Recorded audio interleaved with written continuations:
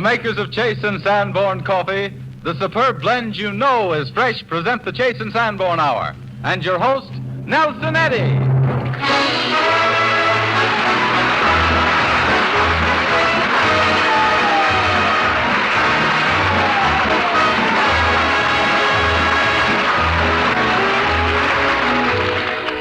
This is Nelson Eddy, sending off another Chase and Sanborn Hour. And this is Charlie McCarthy, worrying Nelson Eddy. No, you're not worrying me, Charlie. Yes, I received some good advice in the mail yesterday from Don Amici. Oh, you got a letter from Don Amici? Yes, I did. What did he say? Well, first of all, he wants to be remembered to everybody. Uh-huh. To Edgar Bergen, to Dorothy Lamour, to Robert Armbruster. And the Chase and Sanborn Orchestra. Correct. That's And then, McCarthy, he says, quote, Nelson, you will probably be heckled plenty by that rambunctious rascal, Charlie. How true, how true. Try not to let him get you. Oh, try not to, that's right. Warn Charlie that I am gradually getting enough strength on my vacation to look forward to a return bout soon with a little wooden mug. A little wooden mug? How do you like that? Take a letter, Mr. Eddy. What is it, Charlie? Dear Amici, I have only this to say. I am waiting for your return, at which time I will be most happy to clip you, so help me, and mow you down. Insincerely yours, Charlie. Little wooden mug, wooden mug. Okay, Charlie. Yes. But before you knock me out in the first round, Insinuation. I'd like to welcome our guests, the delightful Olivia Dehavilland and the explosive Billy Gilbert. Sure. And to add their wishes to ours that you will continue to like us as well as you do Chase and Sanborn Coffee. Little wooden mug, you know. No, you're not. And it's humiliating. That's all that is. It's humiliating. With Robert Armbruster showing the way, the chorus joins me in the marching song Tramp, Tramp, Tramp from Naughty Marietta. Call me a wooden mug. Oh, Charlie. I'll show. Okay, sing. Little wooden mug. That's the most...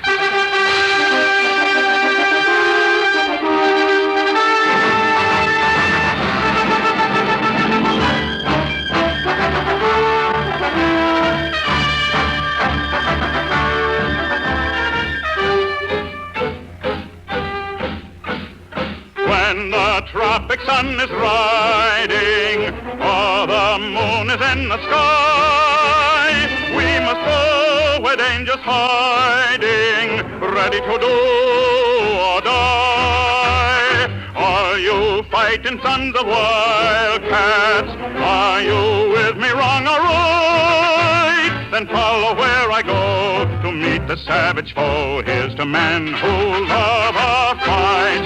Here's to men who love a fight.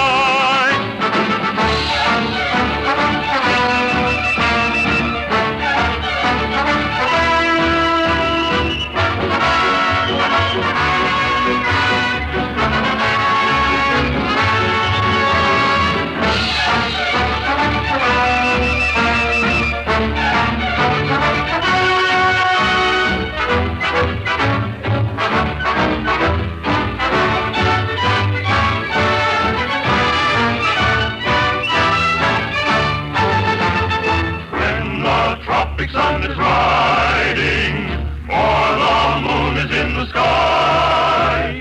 We must go where danger's hiding, ready to do or die. Are you fighting sons of wildcats? Are you with me wrong or right? Then follow where I go to meet the savage foe. Here's to men who love a fight. Here's to men who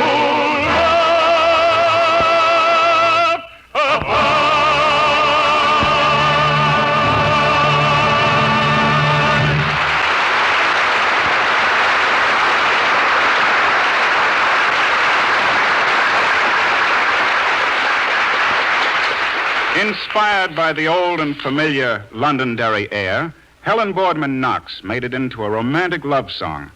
To her resetting of the music, she added a beautiful and poetic lyric. Then, very appropriately, she called it My Love of Londonderry.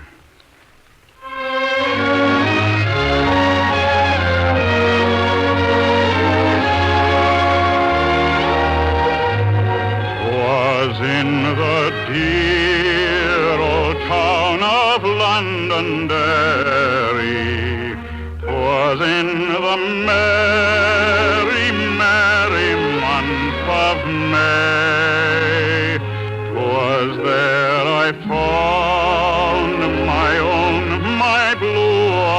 darling. In one short hour, she stole my heart away. Will you be mine? I asked her, gently pleading. Sure it was heaven that made you just for me.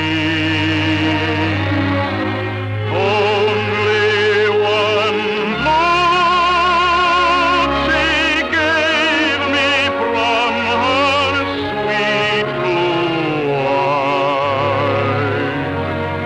But in that glance I saw the love that never dies.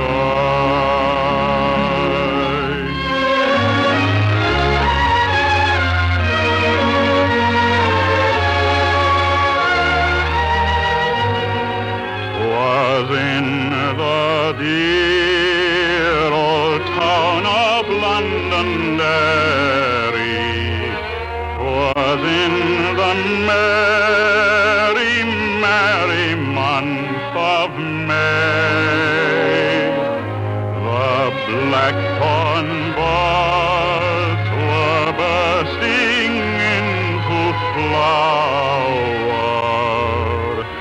The little birds were singing blithe and gay. Sure, my own heart with joy itself was bursting. God ever bless the merry month of May. For it was then I found my blue-eyed darling, and wooed and won her heart to be my own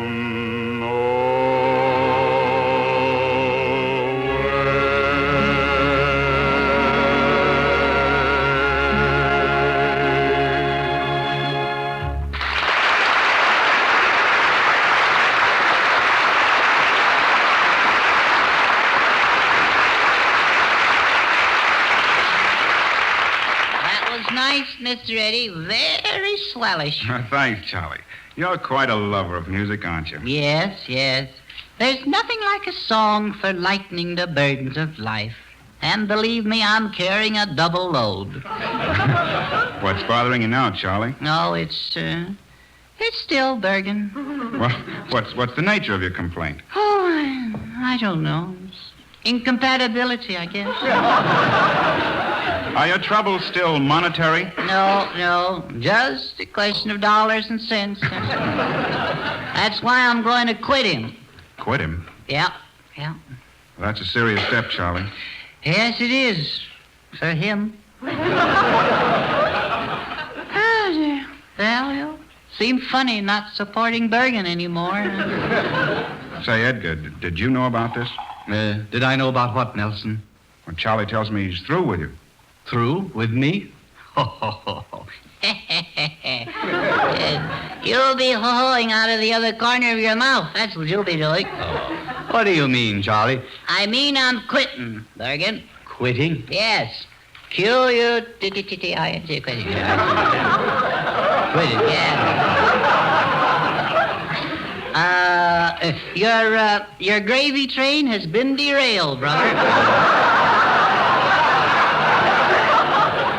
But, Charlie, this is nonsense. Oh, is it now?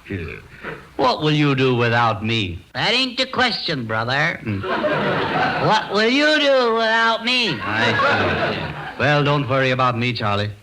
But I really can't believe this. No? No. After all these years we've been working together, Yeah? Working and happy. Well, you've been happy, I've been working. But my mind's made up. Well, I can't force you to stay. No?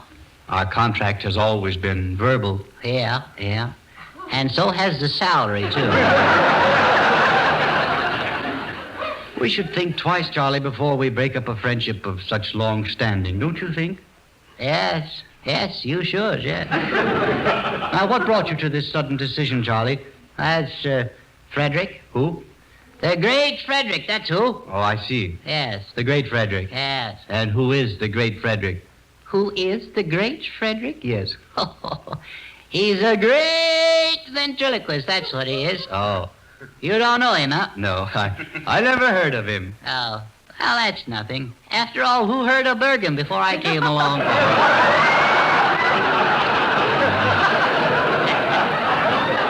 You think that don't cut a little? I see. So Frederick is this great ventriloquist. Yes. He's not only a great ventriloquist, he's as great a ventriloquist as there ever was. Yes. Yes, he is. But he's also a magician. Oh. Yeah. And a fire eater. Mm-hmm. And a notary public.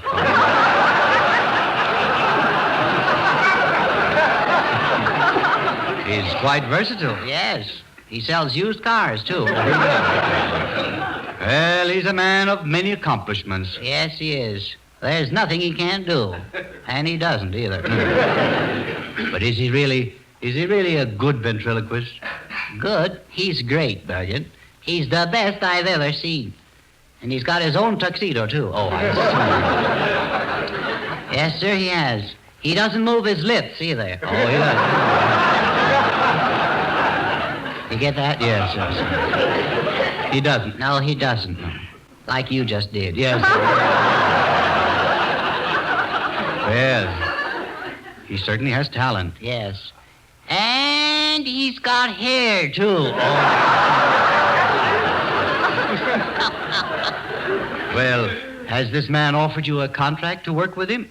Well, contract? I'm the boss of this act. Oh, I see. You're the boss. Yes, the boss. Yes, sir. You bet your bootses. Yes, sir, someday I'll have my own office, too. Just like you do. Is that so? Yes. I'll have all that stuff, too. Yeah. I can see myself now. Sitting there in my swindle chair.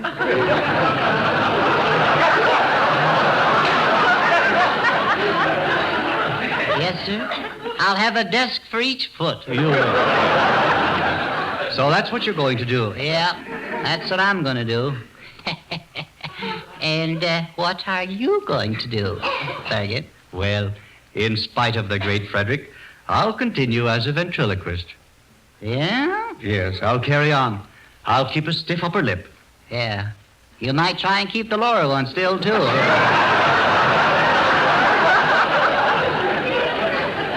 Like Frederick does. Yes, I know. Frederick does, yes. He keeps his lower lip still. Yes, he does. Yes. He does that. Yes. And he's got hair, too. Yes, I know. That's salt in an open wound. Well, when are you planning on leaving, Charlie? Well, I guess, tomorrow, I guess, I'll go. I was going to give you my resignation then, but as long as you know now, I'll give it to you now. Your resignation? Yes, I have it here, written out. Would you like to read it? No. Will you read it to me, Charlie? Yes, all right. Let's see, I have it here. It's Mr. Edgar Bergen. I guess you know who that is. Yes. I hereby tender my resignation to you most tenderly. The reason for severing this partnership is purely for business betterment, see? So you can't stop that forging his spirit. No. Betterment, yeah. Mr. Bergen, you are a man of fine character and probably honest, see? Probably honest. Yes, I see. I give you the benefit of the doubt. I see. Is that the best you can do? Well, all right, then. A man of fine character and honest, if watched. Now, let's see, where was I? I will be only too glad to recommend you as a performer for informal weddings, clam bakes, and bingo parties. Or wherever the entertainment requirements are not too exacting. Signed, Charlie McCarthy, late of Bergen and McCarthy, now of McCarthy and Co. Company, see? Sounds good, huh? Yes, sir. Is that all? No, there's a P.S. here, too. Would you mind reading that, too? I'll read the whole business here. P.S. Tell the milkman to leave only one bottle of milk from now on. Grade B. That's all. That's all. Well, Charlie, I accept this resignation. Yeah. What? Yeah. I accept. Ain't you gonna put up a fight? Yeah. No, Charlie, I only ask two things of you. Well, what are they? Well, will you finish out the show today? Oh, sure, Bergen, sure. And I would like to meet this great Frederick to see if he's all that you say he is. Uh-huh. Well, would you like to talk to him? Yes. When? Well, how about, say, next Sunday? Next Sunday? Yes. Fine. Oh, next Sunday? Yes. Oh, yes. Well, where will you be next Sunday?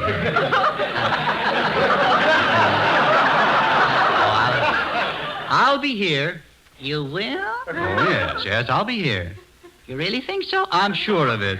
Okay. Well, it'll be awfully dull here, but I'll bring him around next Sunday. All right.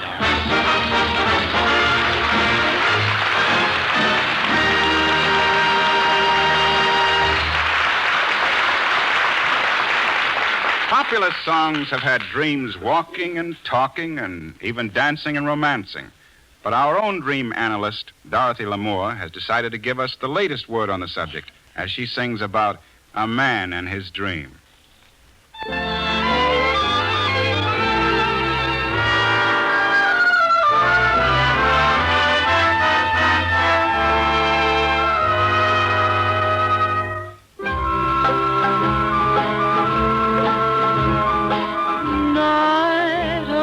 Guitar, a hidden lane, a moon, and here and there a star for a man and his dream. Night, a cricket's cry, a whispered word, a kiss, and now and then a sigh for a man and his dream. And their eyes, when they meet, seem to say it's sublime, and their hearts proudly beat to a tune that is older than time. Night must fade away, and yet it leaves a love, so all the world will say there's a man and his dream beside him in the midnight glow when lamps are low. And their eyes, when they meet, seem to say it's sublime, and their hearts proudly beat to a tune that is sweeter and older than time. Night must fade away, and yet it leaves a love, so all the world will say there's a man and his dream. A man and his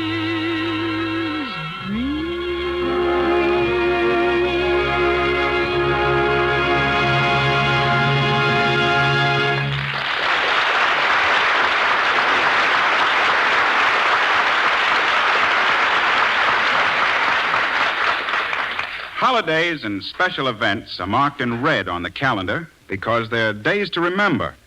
So here's a big red letter to put on your calendar for today. Yes, it's a red letter day to both old and new friends of Chase & Sanborn Dated Coffee, because we're announcing later the first prize winner in our great Chase & Sanborn contest. And it's a red letter day in your home if you decide to change to this superb blend tomorrow, because Chase & Sanborn Dated Coffee in the new silver package is one of the finest blends in the world, roasted in the fine modern ovens we've built throughout the country. From one of the roasting ovens nearest your home, our rapid fresh food special delivery service rushes this freshly roasted coffee to your grocer at the peak of its delicious freshness. And you can tell you're getting this fine mellow coffee at the height of its rich, fresh flavor because every package is dated. And no package remains in your grocer's store over 10 days. Your assurance of freshness. It's dated because coffee is a fresh food. From the moment it's roasted, this fine coffee is handled rapidly, as a fresh food should be. Our fast trucks visit your grocer every few days, leaving only enough Chase & Sanborn Dated Coffee to supply the demand until the next trip. This fresh food delivery service, plus the date on the front of the package, makes expensive containers unnecessary. We use the economical dated silver package instead. This saves money, and the saving is passed on to you. Take advantage of that economy yourself. Buy fresher, richer, delicious Chase & Sanborn Dated Coffee in the new silver package tomorrow.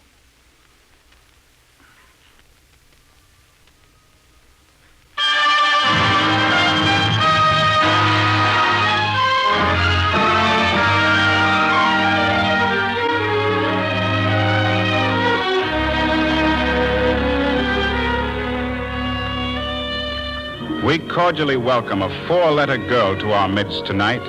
For youth, beauty, charm, and talent go hand in hand with Olivia Dehavilland. With such an amazingly long list of successes already to her credit, we all look forward to seeing Miss Dehavilland soon in Warner Brothers' historical production, The Private Lives of Elizabeth and Essex.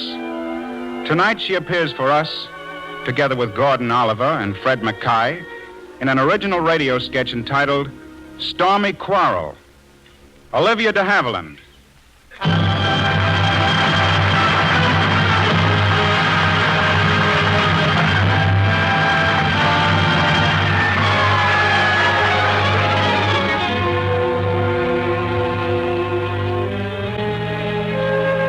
The swirling rain and crackling thunder of a violent summer storm are beating down on the ancestral Virginia home of Dr. George Roberts and his lovely young wife, Mary.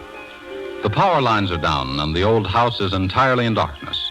The telephone hasn't worked all evening. And to make matters worse, Mary Roberts is alone in the house.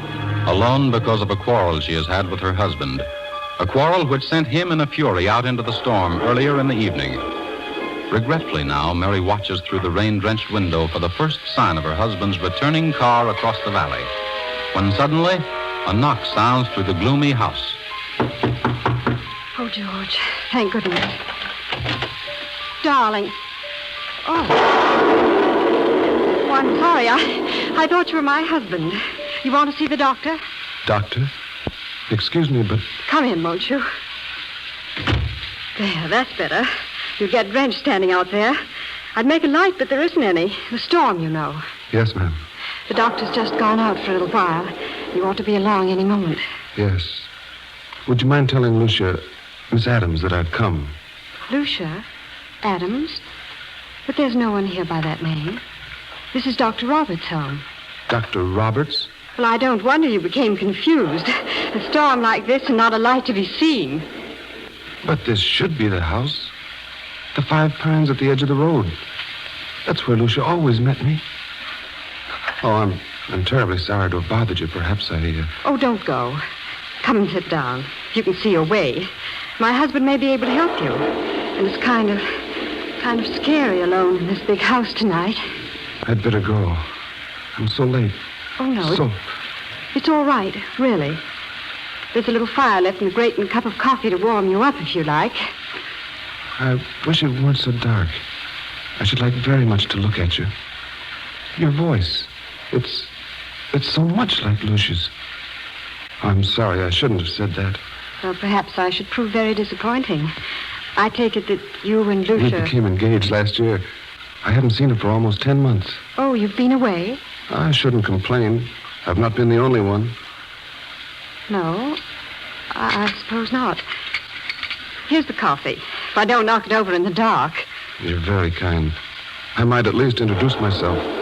I'm Thomas Coppard. I'm with Beckwith's company. Oh, Beckwith's? Yes, we're just outside Richmond. Well, I should know the name, I suppose. Beckwith.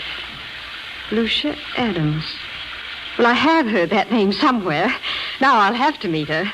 I'm sure she must be very nice and very pretty. She is indeed, Mrs. Roberts. And after 10 months, I don't suppose even this storm would hold you back from her. Nothing would. Not even death. What made you say that? I don't know. I didn't mean to, really. It just seemed to come out. Now, you will excuse me, won't you? You see, it should be this house. And yet, it can't be. Oh, I don't know. I'm so tired. I can't seem to think straight. Well, I'm sorry you don't feel well. But the doctor will be here any minute. He'll know what to do for you. What's that up there? That black circle on the wall. Why, you have remarkable eyes, seeing that in the dark. We're used to operating in the dark, ma'am. It's a cannonball. Cannonball? Embedded in the wall there? I didn't think they fired them that size in the Revolution. Well, it isn't from the Revolution, Mr. Coppard. It's from the Battle of Williamsburg. The Battle of Williamsburg? Yes, it must have been all but spent when it struck the house, for it just hit the wall and stayed there. All except a fragment of it. But I don't suppose even your eyes can detect the missing piece. A triangular fragment from this side. Why, your sight's amazing. Well, there's an old story in our family connected with that fragment. An old story, ma'am? Yes, it's told about a girl, young and pretty, engaged to a dashing young cavalry officer. His regiment was stationed outside of Richmond, where she was staying, and they intended to get married before he was ordered into the lines. But the night before their wedding, just such a night as this, wind and rain and thunder, they quarreled. It was his fault. Yes, it seems that... Oh, you know the story. No, you must tell me. Well, she ran away from Richmond that night and came through all that storm here to her aunt's house. I should have known. And the next day, the day that should have been her wedding day, she was here when the siege of Williamsburg began. The fighting was pretty heavy, but they thought that this house was out of range of the battle. And she was sitting just about where I am now when that cannonball struck, and the triangular piece flew off and killed her. She was killed. It was very tragic. But the story doesn't end there. Her fiancé, the cavalry officer, not hearing from her, went off to war and was killed in the Battle of Warwick River. They never knew what happened to her. And he never saw her again. No. That's the thrilling part. Because they say he's still searching for her. His ghost, that is. But he never finds her. And according to an old tradition in our family that death will follow stormy quarrel, he never will find her until he atones for the fight they had that stormy night in Richmond. And tell me, ma'am, how is he to atone?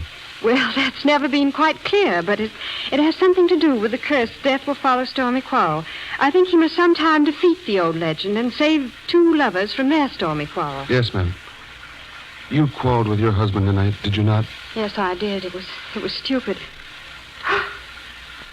Oh, you don't mean... Oh, no. No, that's too silly. What, ma'am? Death will follow stormy quarrel. Oh, but that's just superstition. Of course, ma'am. Tell me, your husband... Oh, look.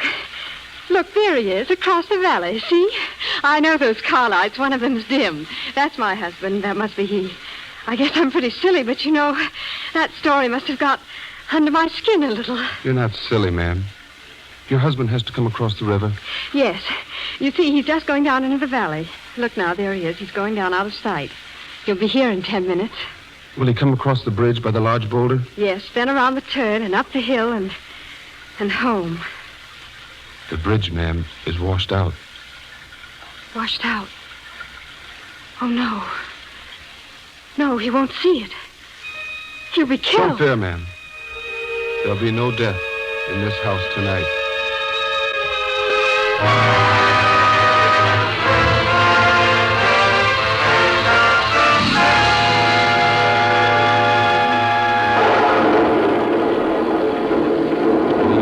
Blast this windshield wiper. It's no good on a night like this. Now, where's that bridge turn off? Oh, there she is. Hold! Hold on! Don't go over! What was that? Hold there! Don't try the bridge! For the love of Mike, a horseback rider. What a night for a canter. Hello there. What can I do for you? Don't try the bridge. She's washed out. Washed out? Great Scott, man, thanks. If I'd never seen it, I wouldn't have had a chance. There must be no death in your house this night. No, of course. What? No, well, thanks, old man. I'll cut back to the Valley Stream Bridge. Thanks a million. Good night.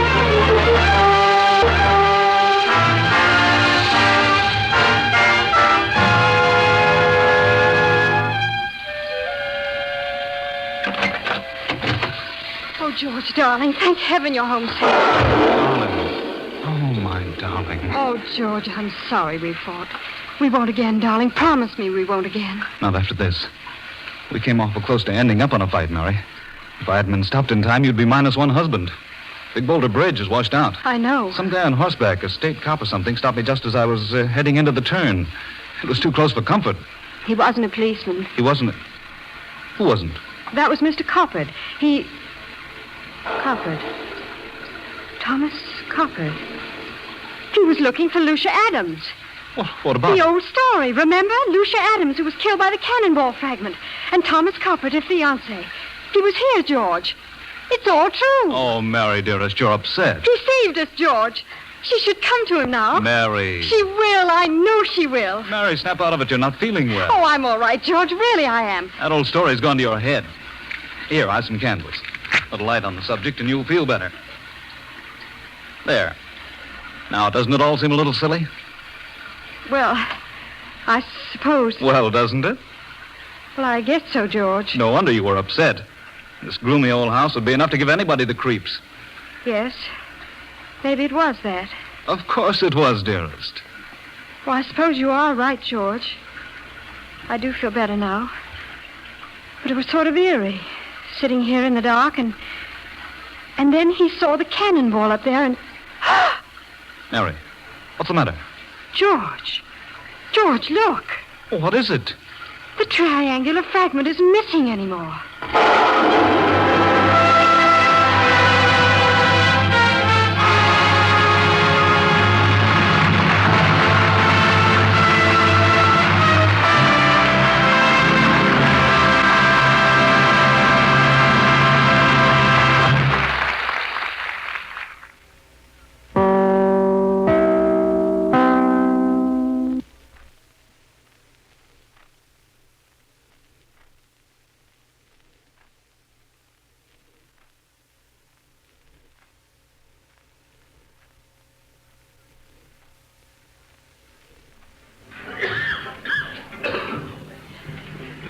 This is Nelson Eddy, and the Chase and Sanborn Hour continues. A spine chiller now and then is relished by the best of men. So I give you Saint-Saëns' vivid composition, La Danse Macabre.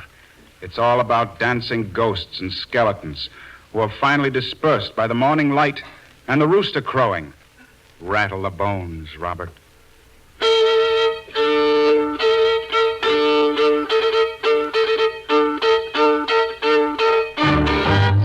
Ting, la mort en cadence frappe d'une tombe avec son talon. La mort à minuit joue un air de danse. Tink, sur son violon.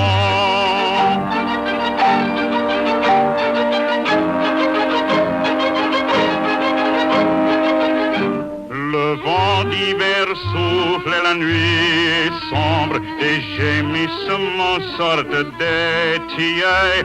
Les squelettes blancs vont à travers l'ombre, courant et sautant sous leur grand linceul. Tink, chacun se trémousse, on entend claquer les os des danseurs. Un couple lascif s'assoit sur la mousse comme pour goûter d'anciennes douceurs. Ting, la mort continue de racler son fin, son un grand instrument. Un voile est tombé, la danseuse est nue, son danse la serre amoureusement.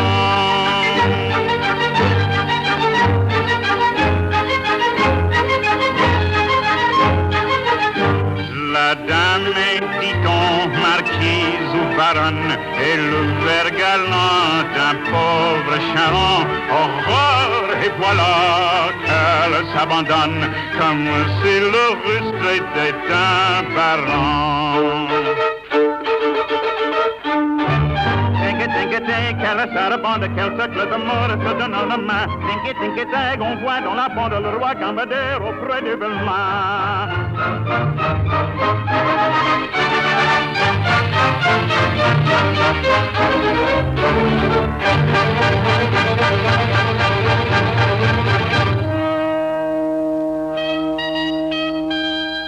Mais psst, tout à coup, on quitte la ronde, on se pousse, on fuit, le coq a chanté.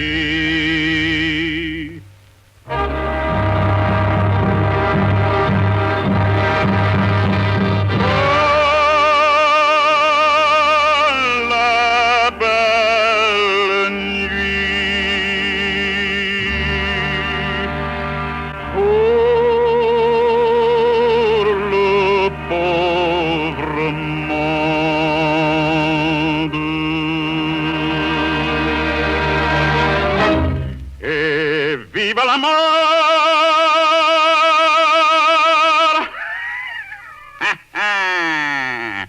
Et l'égalité.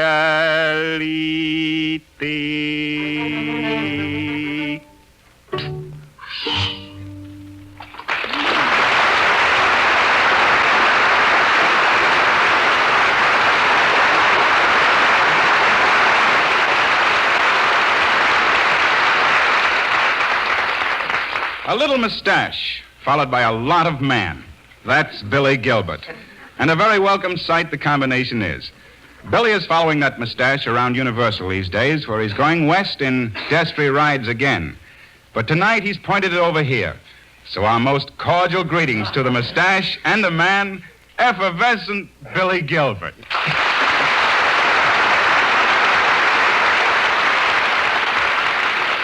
Well, Billy, it's good to see you. You don't tell me, Mr. Eddie. But I do tell you, Billy. I know you do. Well, then why did you say I don't? I didn't say you don't. I said you do. I mean, you don't. You... Please, Mr. Eddie, I don't want no trouble with you. Well, I'm sorry, Billy. I got enough troubles with my canals. Your canals? You've been digging ditches, Billy? Of course not. I ain't got time. All day I'm in my canals. What canals, Billy? My dog canals. Dog canals? What are you talking about? Gilbert's Home for Happy Hounds. Oh, you mean kennels. Didn't I say it? Why, I didn't know you were running a kennel, Billy. Certainly, and what a headache. It's wonderful. I'm losing money head over heels. Oh, sort of a white elephant, is it? Not in my doghouse. I got enough trouble with just dogs. See, what do I want with an elephant? I don't know. What do you want with an elephant? Well, I could make a... I don't want no elephant. Nelson, what seems to be the matter with our Mr. Gilbert? Oh, he's having a lot of trouble with his dogs, Dottie. Oh, that's a shame. Billy, why don't you soak him in a mustard bath for an hour or so? My dogs? Certainly. A fine thing. It isn't enough. I should drown them. I gotta use mustard in it. Oh, I see. You're talking about dogs. Oh, oh, isn't that cute? Baby talk. I like animals myself, Billy. I've got a little Pomeranian at home. Oh, is that so? Isn't that sweet? There's nothing I like a little pomegranate, a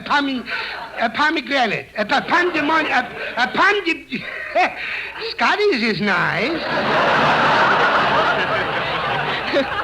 Well, Billy, I'm thinking of getting another dog. What would you suggest? Say, I got just what you want. What an animal. He comes way down from a long line of mutts. He's just the sweetest dog. Big brown eyes and a cute little nose. He's so exotic. Spit? Oh, no, of course not. He don't even chew. Oh, he's the nicest dog. No, Billy. Dottie wants to know the breed. What is the dog? The dog is man's best friend. Everybody knows that. Well, of course. I know that, too. Then what are you trying to do? Make conversation? Of course not. Oh, I'm not good enough for you. Snooty. I'm not snooty, and I'm not talking about you. It's the dog. Well, dogs is human. Almost like me. Oh, not like you, Billy. Absolutely. Take, for instance, the San Bernardino dog, you know. the one with the keg of schnapps around his neck. So look what he does for us. We're up in the Swiss Alps. We're lost. It's full of snow and avalanches. Ujulam, lollipop. They got snow there, you know. We're climbing higher and higher. It's 5,000 feet, 10,000 feet, 12,000 feet? Mr. Eddie, I gotta go down. I'm getting dizzy. Look, Billy, I don't want to change the subject, but I'd still like to know what kind of a dog it is you have for me. What does he look like? Well, I tell you, he's so beautiful. Long, silky hair in places, you know.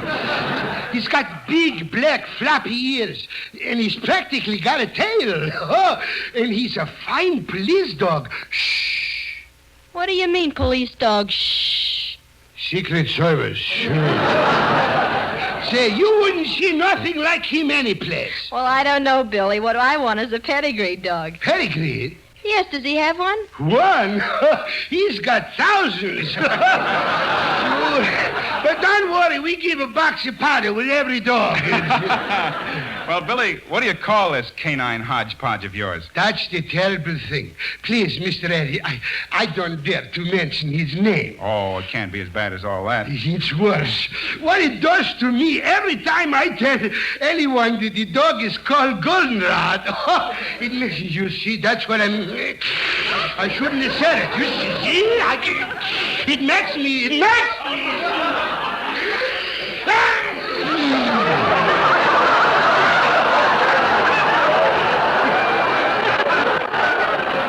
See, I sneeze. There's no doubt about it, Nelson. He sneezes. Well, then why in the world did you call him Golden? Stop! Don't say it, boy. That was a close one.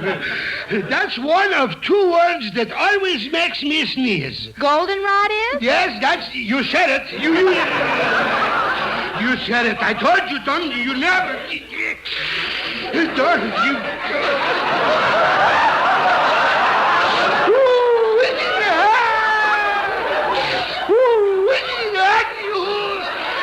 You didn't have to. You didn't.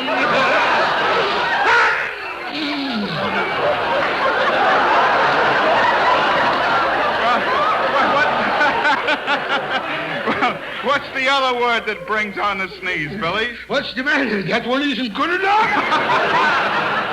But besides Goldenrod. There's no. You said it again.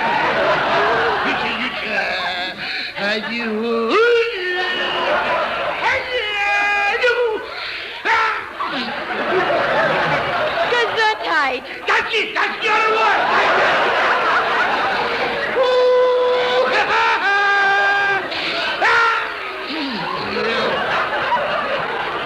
Gesundheit, Billy Gilbert.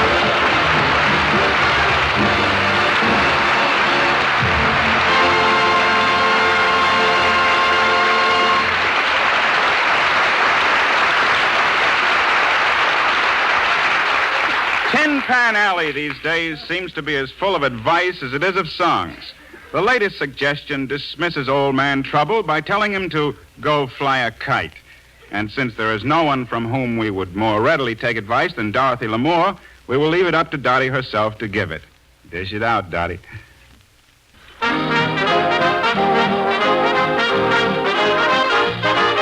You'll feel like a feather in the breeze. You'll want to laugh and sing. Your cares go flying on the end of a string. Go fly a kite and tie your troubles to the tail. They'll be blown away in the merry gale. Go fly a kite and toss your worries to the wind. And they won't come back, they'll be too chagrined. Go on, make friends with the sky. Have a talk with the sun. It's a bright way to live, if you'll pardon the pun. Go fly a kite and you'll imagine you're a king. 'Cause you've got your world on a piece of string way up in the sky. Troubles go a-flying away up high. When your heart is happy, there's no need to sigh. Go fly a kite and tie your troubles to the tail. They'll be blown away by a merry gale. Go fly a kite and toss your worries to the wind. And they won't come back, they'll be too chagrined. Go on, make friends with the sky. Have a talk with the sun. It's the bright way to live. If you'll pardon the wisecrack, I mean the pun. Go fly a kite and you'll imagine you're a king. 'Cause you've got your world on a piece of string, just do as I say. And all your cares and woe will fly away.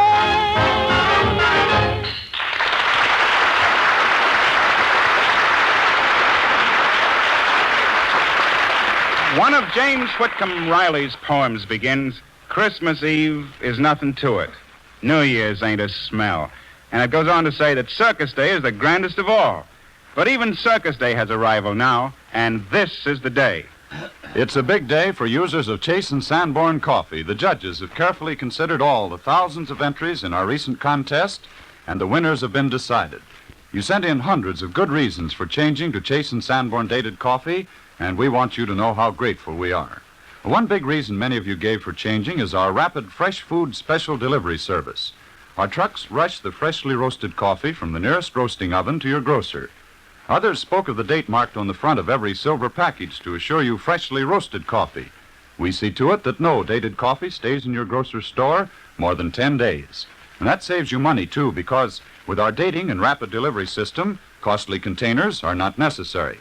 Using the new silver package instead means a considerable saving, and we pass that saving on to you. And out of all the fine reasons sent in, the judges selected the one given by Mrs. Andy Doty of Glen Ellen, Illinois, as the best of all.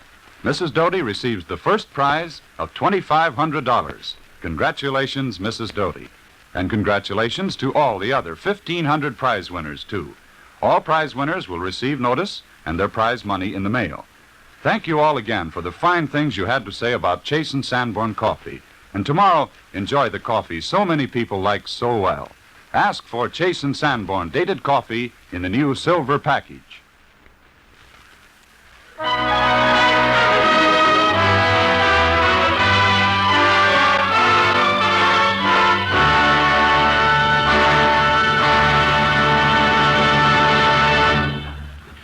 Olivia, Olivia, this trivia I give you. A rhyme I am making to Olivia and bacon. How nice, Charlie. Did you make that up all by yourself? Yes, I did, yes. It's just a little thing I fried up in deep fat. I'll tell you what I think, Charlie. Oh, you don't have to tell me. I'm ashamed of it, too. Oh, before I forget it, Olivia, you know, Halloween is pretty soon, and, will you come to my party? Oh, are you giving a party for Halloween? Mm-hmm. Well, I suppose you wear masks and have pumpkins and black cats. Oh, sure, sure. Will you go with me if I dress as a goblin? Oh, no. I never hobnob with goblins. Oh, you never hobnob with goblins? No. I'm terribly superstitious. Aren't you?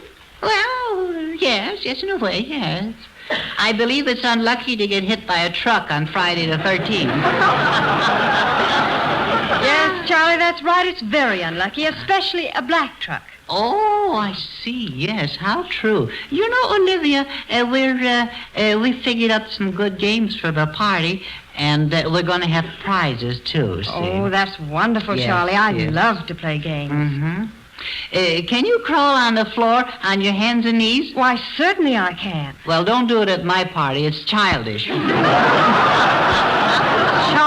Charlie, you betrayed me. Yes, it is. What games are you going to play? Well, we've got one that's a swell game. It's called Pin a Tail on a Donkey, see? Oh, that old game. Well, I think I'll just sit and watch. Oh, no, you won't. No, you got to do something, you know. There's no wallflowers admitted, see? Well, now, let me see. What'll I do? I don't know. What? Well, let me see. I'll work on it. I know what I'll do. I knew you'd get something. I'll tell a ghost story. You'll tell no. A ghost story? Ooh. It's called The Headless Horseman. How does it go? Well, shall I start with the beginning? That's usually a good place to start. Try there first to see how it comes out. Silly. Well. Try to start from the beginning. All right, go ahead, Jessica. Give me a chance. Yes, ma'am. Yes, ma'am. Once upon a time. Yes. Long, long ago. Funny, nothing ever happens nowadays. So sorry. Continue. Once upon a time. Long, long ago. Yes. Well, there lived an old schoolteacher by the name of Ichabod Crane. Ichabod. Miss Dehavilland, aren't you too old to be talking that way? That was his name, Charlie. Ichabod Crane. I dare say. And he lived in an old, decrepit house. Ain't scaring me. An old house with the windows all shattered and the foundations settling and the roof sagging. Can you imagine that? Imagine it. We live in it. But proceed, my little banshee. Well, one dark night, Ichabod was riding down a lonely road on the banks of the Hudson. It's eerie, isn't it? Eerie? You said Hudson. When it's bank night on the Hudson. Anyway, Ichabod was on his way home from school. A good place to be, too. When, out of the darkness, he suddenly heard hoofbeats. Heard what? Hoofbeats. What do you think it was? What do I think it was? Yeah. Hoofbeats.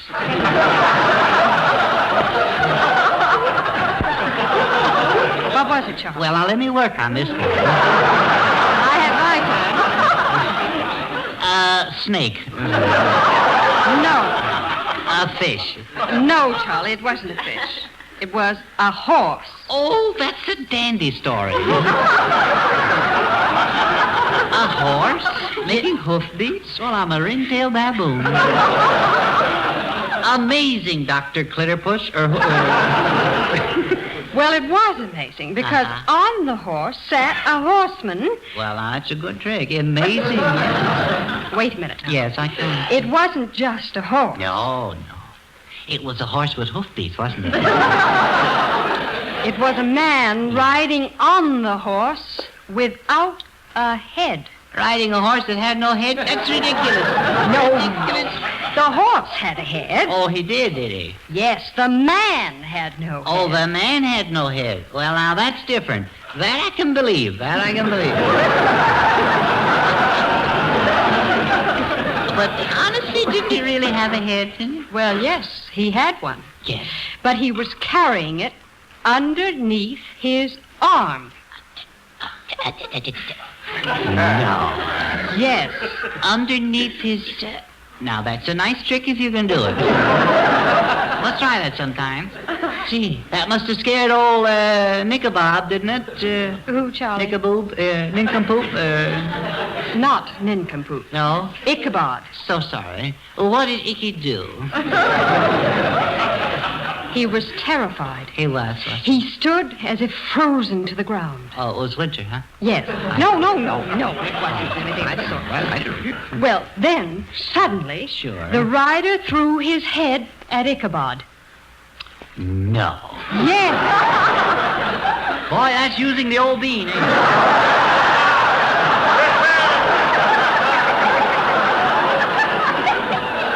Poor old Manky Poo. Charlie.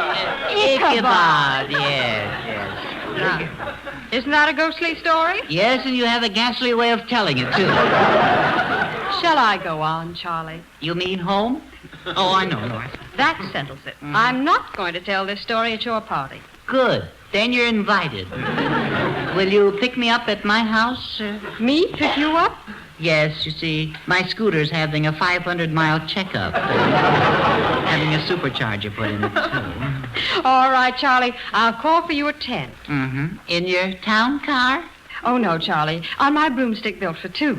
Oh, well, I'll be in costume, too, you know. Well, then how will I know you? Oh, you'll know me. I'll have my head underneath my arm. Yes, I know. Ichabod.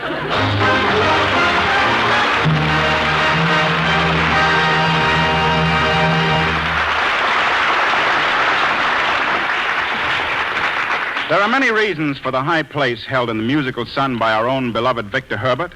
One we have always recognized was his ability to translate romance into music. I have combined his Sweetheart's Waltz and For Every Lover into a medley which I hope will prove my point.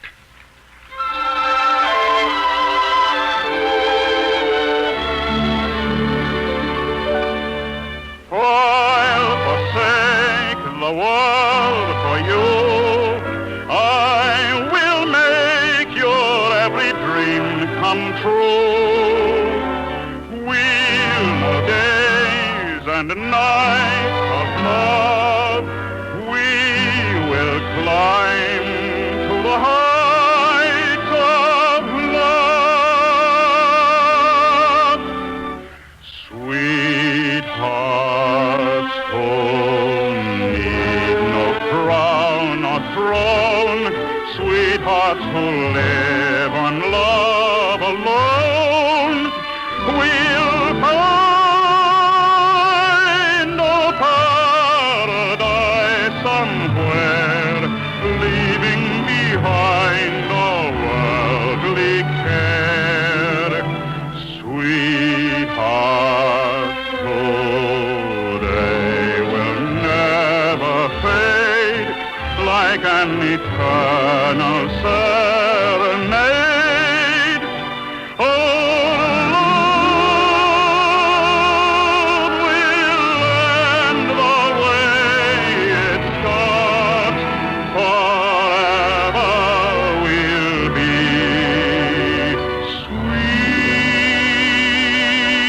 sweethearts. Falling never, loving forever, living in ecstasy, knowing you're close to me. For every lover must meet his fate, and for this day my heart did wait. There is no other, no love so great. Beloved, we are sweethearts, blessed by fate.